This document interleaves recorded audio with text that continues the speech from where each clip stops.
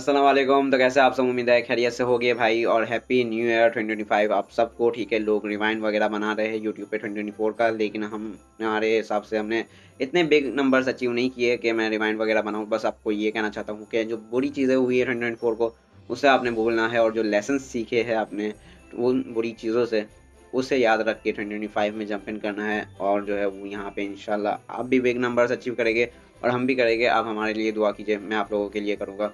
इंशाल्लाह हम सब साथ जो है वो बिग नंबर्स अचीव करेंगे 2025 में। और मिलते हैं नेक्स्ट वीडियो में। यार बस इतना कहना चाहूँगा कि 2024 मेरे लिए भी काफ़ी ज़्यादा स्पेशल था, क्योंकि टैग राइजर और हातिम सैफुद्दीन दोनों चैनल मिलाकर अच्छे व्यूज़ हमने जो है वो गेन किए। मेरे ख्याल से 2 लाख व्यूज़ हो गए टोटल एक साल में, जो कि कुछ भी नहीं है, लोगों के एक वीडियो में आते हैं यार, पता है। लेकिन मेरे लिए ये जो है वो अचीवमेंट ही है। ठीक है, 2 लाख व्यूज़ जो है वो एक ही साल में, ऑल द प्लेटफॉर्म। ठीक है, एक प्लेटफॉर्म पे भी नहीं, लोगों के एक